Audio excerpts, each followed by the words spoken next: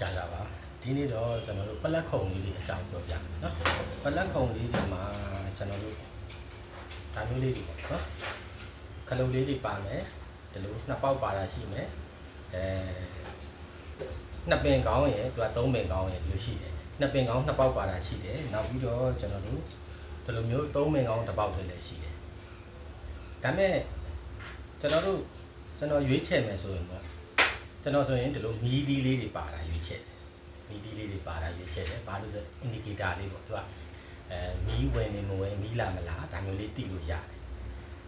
နောက်တစ်ချက်ကကျွန်တော်တို့ဒီခုံလေးရွေးမယ်ဆိုလို့ရှိရင်ကျွန်တော်တို့ဒီဟာလေးတွေဆိုလို့ရှိရင်ရောက်ပါတယ်ဒါတွေဆိုရင်တော့သုံးပင်ကောင်းဆိုရင်တော့ကျွန်တော်တို့ဒါမီးရနည်းနည်းပို့ပြီးတော့သုံးတာများတဲ့ခလုတ်တွေ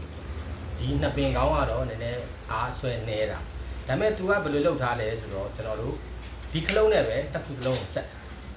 ဒီအနောက်ကိုကြည့်လိုက်ရင်သူကအတွင်းထဲမှာပဲပတ်လန်းဆက်ထားတယ်ဆက်ထားတော့ကျွန်တော်ကဒါမျိုးကိုလည်းတိတ်မကြိုက်ဒီမီဒီပါတာကြိုက်တယ်ခလုံးပါတာကြိုက်တယ်ကျွန်တော်တို့ရွေးချယ်လို့မရဘူးအထဲမှာဖြုတ်ပြီးတော့ပြင်ရင်တော့ရတယ်ဖြုတ်ပြီးတော့ကျွန်တော်တို့နောက်ဆုံးကျိုးနဲ့ခဲနဲ့တို့မယ်ပေါ့ဒါလိုက် join နိုင်တယ်ဒါမျိုးတော့လုပ်လို့ရတယ်ကျွန်တော်ကြိုက်တာကတော့ဒါမျိုး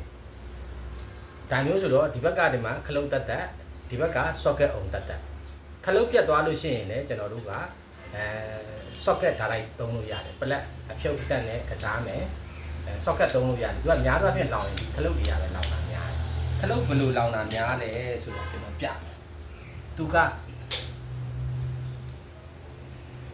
ဒါခလုတ်ကိုထောက်တဲ့ကော်လေးပေါ့ဒါခလုတ်ကိုထောက်တဲ့ကော်လေးကဒီမှာပြားလေးဖြစ်သွားတယ်ပြားလေးဘာလို့ဖြစ်သွားလဲဆိုတော့ပူပြီးတော့ပြားသွားပြီးတော့သူကမမိခြင်းဖြစ်သွားတယ်နော်ဟိုလုံးလေးကနေဒီမှာ rapid sun ကိုပြားလေးဖြစ်သွားတယ်လို့ပြားလေးဖြစ်သွားတယ်သူကဒီလိုအချောင်းလေးကနေပြီးတော့အပေါ်ကနေအပူနဲ့ပြီးဖိလိုက်တဲ့ပုံစံမျိုးပဲဘာကြောင့်အဲ့လိုဖြစ်လဲဆိုတော့သူကဒီခလုတ်ကဒီမှာလာပြီးတော့ကျွန်တော်တို့ဒီမှာသူကဒီလိုအရှိတိုးနောက်ဆုတ်ကစားတာပေါ့ခလုတ်ဒီအဆုံးကပြားလေးဖြစ်သွားတဲ့ပူချောင်းလေးကဒီကိုလာထောက်တယ်ထောက်ပြီးတော့ဒီလိုအရှိကိုကစားရင်သူကလာပြီးတော့ထိတယ်ပေါ့အနောက်ကိုကစားရင်ပြန်ပြုတ်သွားတယ်ပေါ့သူကဒီလိုမျိုးလုပ်ထားတာခလုတ်ကအတွင်းထဲမှာသူကအသေးပေါ့အသေးဆိုတော့ကျွန်တော်တို့ကရွေးချယ်လို့မရဘူးဘယ်လိုရွေးချယ်လို့မရဘူးလဲဆိုတော့သူကဒီခလုတ်တစ်ခုတည်းနဲ့ဒီနှစ်ပေါက်တစ်လုံးကိုဆက်တာနှစ်ပေါက်ဆိုတာဒီမှာသူ့ရဲ့ဟာကဒီမှာနော်နှစ်ပေါက်ဒီအောက်က3ပင်ပေါက်အပေါ်က2ပင်ပေါက်နော်နှစ်ပေါက်တစ်လုံးကိုဆက်ထားတဲ့အခါကျတော့ဗျိုင်းလူသုံးတဲ့အခါဒါမှမဟုတ်လို့ရှိရင်3ပင်ပေါက်ကနေပြီးတော့အားများဆွဲတဲ့အခါမှာဒီခလုတ်ကလောင်ပြီးတော့ပြတ်သွားတော့ဆိုရင်ကျွန်တော်တို့ဒီလိုဖွင့်ပြီးတော့ဒီဂျိုးကတော့ဒါတိုင်းဂျိုးတစ်ဂျိုးဝင်တယ်ဒီဂျိုးကတော့ဒီခလုတ်ကနေဝင်တယ်သူ့ရဲ့ဝင်တဲ့အပေါက်ကဒီပါဒီကောင်နတ်ပေါက်လေးနဲ့ပေါ့သူကဒီလိုဝင်တာဒီမှာကျိုးလာကြက်မယ်ကျိုးကြက်ပြီးတော့နတ်ပေါက်လေးနဲ့ပေါ့ဒီကနေကျိုးကြက်ပြီးတော့ကျွန်တော်တို့ဝင်ပြီးတော့ဒီခလုတ်အောက်ဖက်ကိုရောက်မယ်ရောက်ပြီးတော့မှဒီအပေါ်အပြားရဲ့ point လာတိပါဒါလေးကိုကျွန်တော်ဖြီးပြလိုက်ရှင်းသွားမယ်နော်ဒီမှာဒီကောင်လေးကိုဆွဲထုတ်ပြလိုက်မယ်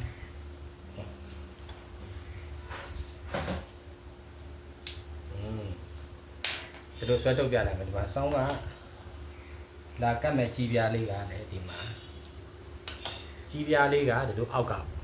ဒါကမီးဝင်လာတဲ့အပြားလေးသူကဒီမှာ point ဒီမှာလဲ point နေဒီမှာ point လေးကမဲနေသူကဒီလိုခလုတ်လေးဒီလိုအရှိတွန်းလိုက်တဲ့အချိန်မှာဒီလိုထောက်ဆိုလုပ်ပြီးတော့ဒီလိုလာကတ်ခလုတ်နောက်တွန်းလိုက်တဲ့အချိန်မှာထောက်ဆိုပြီးတော့ကွာသွားမယ်ဒီကိုလာထောက်တဲ့ကော်လေးကစားသွားတဲ့အခါဘာလို့စားသွားလဲဟိုပြားသွားလဲဆိုတော့စားသွားတာမဟုတ်နော် sorry ပြားသွားတာပူပြီးတော့ဘာလို့ပြားသွားလဲဆိုတော့ point ကိုဒီမှာကြည့်လိုက် point မှာမဲနေသူကအားများဆွဲတဲ့အခါနောက်ပြီးတော့ဒီခလုတ်က plastic လေးဆိုတော့ကော်လေးဆိုတော့ကျွန်တော်တို့ပူပြီးတော့တွန်းအားနှဲသွားတဲ့အခါမှာသူကမထိဖြစ်ပြီးတော့ spread ရိုက်ပြီးတော့အညှိတက်သွားတာမဲသွားလို့ရှိရင်ပို့ပြီးတော့သူကပို့ပြီးပူလာတယ်ပုံမှန်သုံးနေလို့ရှိရင်နည်းနည်းပဲပူတယ်ဆိုလို့ရှိရင်ဒီလို spread ရိုက်လို့ရှိရင်ပို့ပြီးပူလာ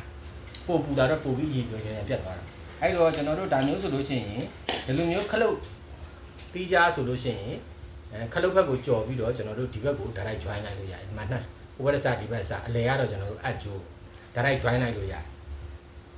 နောက်ပြီးတော့ကျွန်တော်တို့ဒီလိုမျိုး socket နှစ်ပေါက်ဒါပေမဲ့ socket နှစ်ပေါက်မှာလည်းတစ်ခါလေတချို့ခလုတ်တွေမှာရွေးချယ်လို့ရတယ်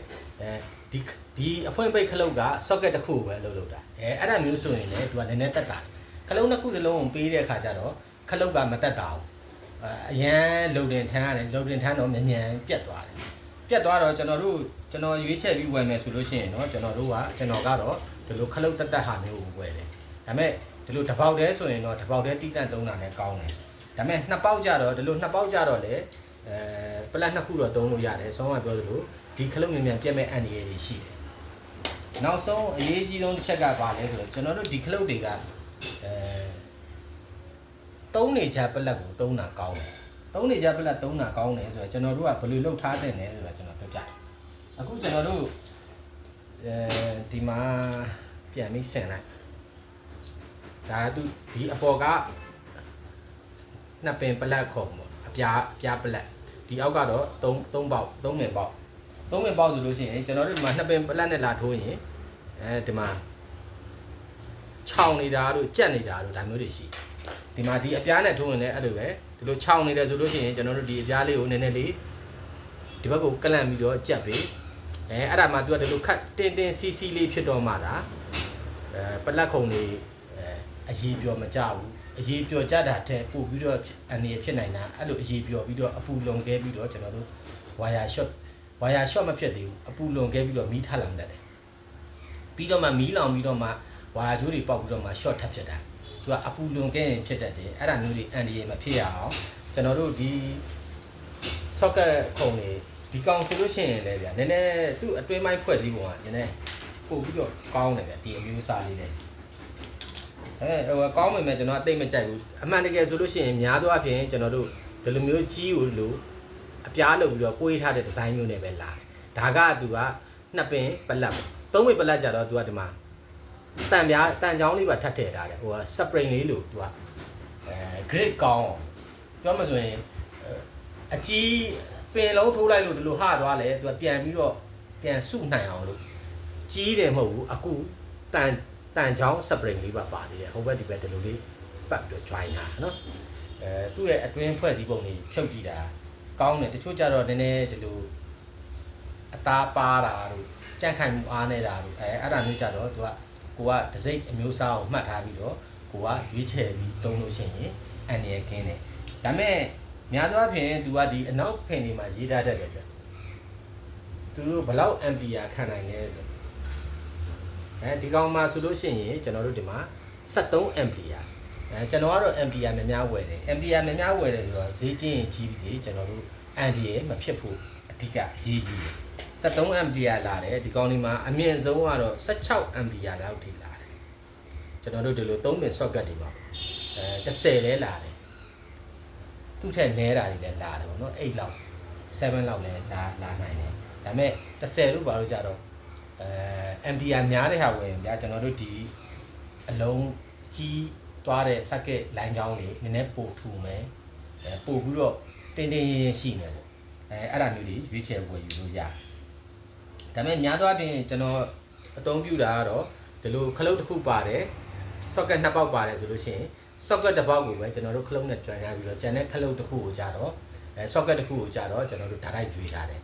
ထိုးလိုက်တာနဲ့ဓာတ်တိုက်လဲပေါ့အဲ့ဒါဆိုလို့ရှိရင်ကျွန်တော်တို့ဒီခလုတ်လေးပြတ်တာတက်တာတခုကတော့ကျွန်တော်တို့အဖွင့်ပိတ်လုပ်ချင်တဲ့ဟာကိုဘယ်ဟာလုပ်မလဲပဲရွေးပြီးတော့ကျွန်တော်တို့ကကျိုးပြန်ကြည့်ပြီးကြော်အောင်နော်ဒီကောင်ဆိုလို့ရှိရင်ကျွန်တော်တို့ AC အဝင်စားတစ်စားဒီဘက်ကိုဝင်လိုက်လို့ရှိရင်ခလုတ်ဖွင့်လိုက်တာနဲ့ဒီဘက်အစကိုရောက်ဒီဘက်အစတစ်စားကကျွန်တော်တို့ဒီဟာနဲ့ join ထားပြီးတော့ AC နောက်တစ်စားဝင်တာကဒီဘက်ကို join လိုက်လို့ရှိရင်ခလုတ်ဖွင့်လိုက်တာနဲ့ဒီနှစ်စစလုံးကို AC ရောက်ပြီအဲ့ဒါကိုကျွန်တော်တို့မီတာနဲ့တိုင်းတာလေးပြမယ်ဒီခလုတ်တွေမှာတချို့ခါတွေကြတော့ရှုပ်ထွေးတယ်ဗျရှုပ်ထွေးတယ်ဆိုလို့ရှိရင်အခုဒီခလုတ်ကိုပဲကြည့်နော်ဒီခလုတ်ကိုကြည့်သူကအတွင်းထဲမှာကျွန်တော်တို့ဟိုနေ့လောက်ထားတာပေါ့အတွင်းထဲမှာပဲတွန့်သူဒီလိုကြော်ပြီး join ထားတာအပြင်မှာဝင်တာကခလုတ်ကိုတစားဝင်တယ်ဒီဘက်မှာတစားဝင်တယ်ဒါပဲအတွင်းထဲမှာတွန့်သူ circuit balance ပတ်ထားတာအဲ့တော့ကိုကဘယ်ဟာဝင်ရတယ်ဘယ်လိုလုပ်ရလဲသိကြရင်เนาะကျွန်တော်တို့မီတာနဲ့ထောက်တိုင်းခလုတ်တွေပါလေတိုင်းကြည့်အဲ့လိုမျိုးတိုင်းကြည့်ရတယ် အဲ့တိုင်းမုံတိုင်းလေးကိုကျွန်တော်ပြတယ်ဒီမှာဆိုလို့ရှိရင်ကျွန်တော်တို့နှစ်ခုရှိတယ်ဒီမှာဒါဆိုလို့ရှိရင်ကျွန်တော်တို့ဒီဘက်နှစ်ခုထောက်ရင်ဒါခလုတ်ဆိုတဲ့အတွက်ကျွန်တော်မီတာပြမယ်မီတာကိုဘယ်လိုပြမီတာလည်းမြင်ရဒီမီတာနော်မီတာကိုကျွန်တော်တို့ on scale မှာထားမယ် on scale မှာထားပြီးတော့ကျွန်တော်တို့ဘယ်လိုအလုပ်လုပ်လဲဘယ်လို contact တွေရှိလဲပေါ့နော်ဒီနှစ်ခုကိုတိုင်းမယ်တိုင်းလို့ရှိရင်ကျွန်တော်တို့ဒီမှာဘာမှမတက်သေးဘူးเนาะပြီးရင်ခလုတ်ဖွင့်ကြည့်လိုက်မယ်ခလုတ်ဖွင့်ရင်မီတာတက်တယ်မီတာတက်တယ်ဒါဆိုခလုတ်လဲကောင်းတယ်ဒါဘယ်လို contact ရှိလဲဆိုတာတိုင်းတာဒီကောင်ဆိုလို့ရှိရင်ကျွန်တော်တို့ဒီဘက်က line ဒီဘက်က neutral ဆိုမဲ့ကျွန်တော်တို့ဒီကတိုင်းကြည့်လိုက်မယ်ဒီကောင်ဒီဘက်ကိုထောက်ထားမယ်ထောက်ထားပြီးတော့ကျွန်တော်တို့ဒီဘက်ပေါက်ကိုတိုင်းကြည့်เนาะဒါဆိုရင်ဒါနဲ့ contact ရှိတယ်เนาะဒီကိုတိုက်ပေးထားတာဒီဘက်တိုင်းကြည့်ရင်မရှိဘူးဒီ ground မှာတိုင်းကြည့်တယ်မရှိဘူးနော်ဒါအလဲက ground စားပြီးရင်ဒီဘက်တိုင်းမယ်ဒီဘက်တိုင်းလို့ရှိရင်ကျွန်တော်တို့ဒီဘက်ကိုတိုင်းရင်မရှိဘူးဒီတိုင်းရင်ရှိမယ်မီတာတက်တယ်ဒီလိုမျိုးကျွန်တော်တို့ကဘယ်လို join ထားလဲဆိုတာကိုကျွန်တော်တို့မီတာနဲ့စမ်းပြီးတော့လည်းသိရှိနိုင်တယ်အဲ့တော့ကျွန်တော်တို့ကျိုးတက်တာတွေမမားတော့ဘူးဟိုလုံနေကြဆိုရင်တော့ပြဿနာမရှိဘူးလုံနေမကြဘူးဆိုလို့ရှိရင်ကျွန်တော်တို့မီတာနဲ့စမ်းတက်ပြီးတော့မှပဲကျွန်တော်တို့လုပ်တယ်ဒီကောင်ဆိုလဲဘယ်လိုလဲဆိုတော့ဒီမှာသူ့ရဲ့ဖွဲ့စည်းပုံကဒီလိုမျိုးရှိတယ်ဒီမှာသူ့ရဲ့ဖွဲ့စည်းပုံကဒီလိုမျိုးဆိုတော့ဒီမှာအောက်က3ပင်ပေါက်အပေါ်က2ပင်ပေါက်နော်2ပင်ပေါက်ဒီမှာ indicator မီးလေးရှိတယ်ကျွန်တော်တို့ဒါကိုဒီလိုဖြုတ်လိုက်မယ်ဖြုတ်လိုက်လို့ရှိရင် indicator မီးကကျွန်တော်တို့ဒီမှာ indicator မီးကဒီ separate လေးနဲ့ဒီ separate လေးနဲ့လာတယ်ဆိုလို့ရှိရင်ကျွန်တော်ဒီ separate နှစ်ခုကဘယ်နေရာထိလဲဆိုတော့ကျွန်တော်တို့ဒီနေရာနှစ်ခုကိုတွားထိတာ plug ဖုံရဲ့ socket ရဲ့ဟိုဘက်ဒီဘက်ကိုတွားထိပြီးတော့သူကမီးလေးလင်းပေးတာမီးလေးလင်းပေးတာဆိုတော့ကျွန်တော်တို့ဒီဟာကတော့အထဲဖွင့်ကြည့်မှပဲသိတာပေါ့နော်သူဒီဘက်ကတစ်ချောင်းက neutral ကအပေါ် plug ဖုံလဲ join ထားတယ်အောက် plug ဖုံလဲတိုက် join ထားတယ်သူကအတွင်း join ပေါ့အပြင်မှာကျတော့ဘာမှမမြင်ရဘူးပြီးလို့ရှိရင်ဒီဘက်ကိုကျတော့လေ line ကနှစ်ခုကျွေးထားတယ်ကျွေးထားပြီးတော့ကျွန်တော်တို့ဒီမှာခလုတ်ကဒီမှာခလုတ်အဖွင့်ပိတ်ကမီးကြိုးတစားအဝင်ရဒီကဝင်တယ်ခလုတ်ဝင်ရဒီကအပိတ်ကဒီကလုံးမယ်ဒီကိုမီးရောက်လာလို့ရှိရင်ပလက်ကုံမီးသုံးလို့ရတယ်အပေါ်အောက်ဝတာတိုင်းသူကကျွေးထားတယ်ပလက် socket တစ်ခုတည်းကိုပေးထားတာမဟုတ်ဘူး socket နှစ်ခုစလုံးကိုသူကဒါတိုင်းကျွေးထားတယ်ဒါမျိုးတွေတိနိုင်တယ်ပေါ့တိနိုင်တယ်ဆိုတော့ဒီကောင်ကကြတော့ကျွန်တော်တို့ဒီလိုကျွန်တော်ဒီ ground ချတဲ့ဟာကိုကျွန်တော်တို့ခွာလိုက်တာဘာလို့ကျွန်တော်တို့ ground ကတော့အိမ်တချို့အိမ်ကြီးက ground မချကြဘူးလေဒီမှာဒါမျိုးဒီထဲကိုဒီလိုဝင်မယ်ဝင်ပြီးတော့ဒီလိုပိတ်ထားတာပေါ့ဒါပေမဲ့ကျွန်တော်ကတော့အခုဖြုတ်လိုက်တော့မယ်ပြီးရင်ကျွန်တော်တို့ဒီမှာခလုတ်အဖွင့်ပိတ်လုပ်မယ်ဒါလည်းဒီကောင်ကြတော့လည်းအဲ့လိုပဲခလုတ်ကအပေါ်မှာတက်အပေါ်မှာကျွန်တော်တို့ဝယ်လို့ရှိရင်တော့အဲ့ဒါမျိုးဝယ်တာပိုကောင်းတာပေါ့နော်ကျွန်တော်ကတော့အဲ့လိုမျိုးရွေးချက်ဝယ်နောက်ပြီးတော့ခလုတ်ရဲ့အတန်ပေါ့တင်းမာမှုတွေဘာတွေစမ်းတက်ပြီးတော့ဝယ်မယ်နောက်ပြီးတော့ indicator လေးပါတာကျွန်တော်ကကြိုက်တယ်ဝယ်တယ်ပြီးလို့ရှိရင်ကျွန်တော်တို့ဒီခလုတ်ဝယ်လို့ရှိရင် ampere ကြည့်မယ်ဒီကောင်ဆို73 ampere ဒါပေမဲ့ကျွန်တော်ကတော့ကြိုက်တာတော့16 ampere လောက်ကတော့ဈေးလည်းနည်းနည်းပိုများတယ်ဗျာပိုများတယ်ဆိုတော့6ပိုဖြစ်တယ်အဲ့တော့ကျွန်တော်ကတော့မရှိရင်တော့73သုံးသွားတာပေါ့ရှိတော့လေကျွန်တော်တို့16 ampere ဒါပေမဲ့ကျွန်တော်တို့ဒီလို socket တစ်ခုထားလိုက်ပြီဆိုတာ ਨੇ တခါတည်းကြတော့လေကျွန်တော်တို့အိမ်သုံးဝရိန်လေးတွေဆော့ကျင်တယ်ဆိုလဲဒါမျိုးနဲ့ပဲပိတ်ဆော်လိုက်တာပဲလေဆွဲပြီးတော့အဲ့ဒါမျိုးတွေကြတော့လောင်ကုန်တာပေါ့ရိုးတာမန်မီးချောင်းလေးပါညာထွန်းတာဟလာကတော့ဘာမှမဖြစ်ပြင်မဲ့အားများတဲ့ဟာတွေအကြာကြီးတုံးလိုက်မိတဲ့အခါကျတော့ဒီ socket တွေလောင်နိုင်တယ်ဆိုတော့ကိုကငကိုတဲကဘယ်နေရာမှာတုံးတဲ့ socket တွေဖြစ်ampere များများတုံးထားလို့ရှိရင်ampere များများတုံးထားလို့ရှိရင်ကျွန်တော်တို့ဒီ socket တွေပျက်စီးခြင်းမှလည်းကာကွယ်တယ်အန်ရဖြစ်ခြင်းမှလည်းကာကွယ်တယ်သူကပူပြီးတော့အရေးပျော်ပြီးတော့သူကဝါယာ short ဖြစ်တယ်ဆိုတာအရင်တော့ပူဓာတ်နေစဖြစ်တာပဲပူဓာတ်နေနီးထမလောင်သေးဘူးပူပြီးတော့အရေးပျော်ကျပြီးတော့ line နဲ့ neutral နဲ့တွားပြီးတော့ထိတော့မှအရန်ကြီးအပူလွန်ကဲလာပြီးတော့မှ short တွေဖြစ်ပြီးတော့မီးထတောက်တာအဲ့တော့ဒီပူပြီးတော့အရေးပျော်ပြီးဆိုလို့ရှိရင်ကျွန်တော်တို့တတိထားတဲ့နောက်ပြီးတော့ကျွန်တော်တို့ဒါမီးပလက်မီးချောင်းပလက်လောက်ကတော့တိတ်ပြဿနာမရှိဘူးမီးချောင်းနေเนาะကျွန်တော်တို့ hot plate တို့เนาะထမင်းပေါင်းတို့ဘာတို့အဲ့လိုမျိုးရေမော်တာတို့သုံးမယ် ဆိုလို့ရှိရင်ကျွန်တော်တို့ဒီမှာ socket ကိုကျွန်တော်တို့ဒီမှာထိုးထားမယ် socket ထိုးထားမယ်ထိုးထားပြီးတော့ကျွန်တော်တို့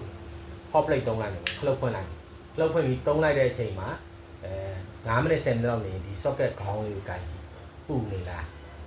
ပူနေတယ်ဆိုရင်တော့ဆောင်းဝါဘက်ကိုကျွန်တော်တို့ဖြုတ်ပြီးကြည့်ရမယ်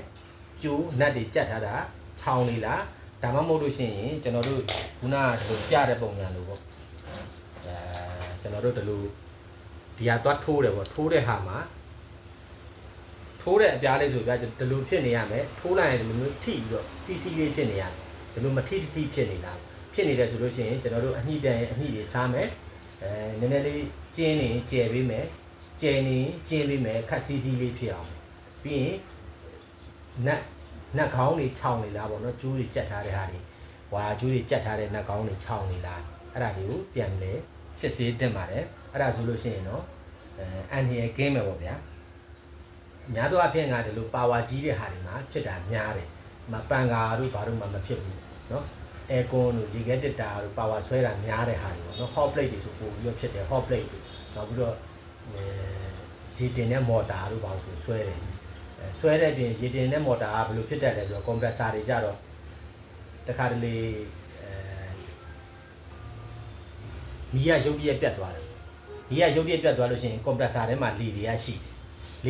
တယ်ရုပ်ပြက်ပြတ်သွားကိုကခလုံးမပိတ်ခင်မှာပဲမီးရပြန်လာတယ်ဆိုလို့ရှိရင် compressor ကလေတွေရှိရတဲ့အတွက်တောက်နေပြီးတော့သူကမော်တာကမလည်နိုင်တဲ့အခါမှာအဲ့မှာ overload ဆွဲပြီး overload ဆွဲလို့ရှိရင်ဖြူတွေပြန်မပြတ်ရင်အဲ့ပလက်ခုံတွေဝါကြီးတွေအရှိပျော်ပြီးတော့လောင်တတ်တယ်အဲ့ဒါမှမဟုတ်လို့ရှိရင်မော်တာပြတ်အားနေတဲ့ဟာသူကလျှက်ဆက်မှာအားနေတဲ့ဟာပြတ်တာပဲပြက်အားနေတဲ့ဟာဖြူဆိုတာလည်းအားနေအောင်လို့သူကနည်းနည်းလေးပဲပင်ကျိုးနည်းနည်းလေးခံတာလေအဲ့တော့ဖြူပြန်မပြတ်ဘဲနဲ့ကိုကဖြူအကြီးထည့်ထားမိလို့ရှိရင်အားနေတဲ့ဟာမပြတ်လို့ရှိရင်အပူလုံးခဲပြီးတော့ဝါတွေ short ဖြစ်ပြီးတော့လောင်တတ်တယ်ဒါလေးတွေကိုဘူးသားအဖြစ်ရှင်းပြပေးတာပါဒီနေ့တော့ဒီလောက်ပါမယ်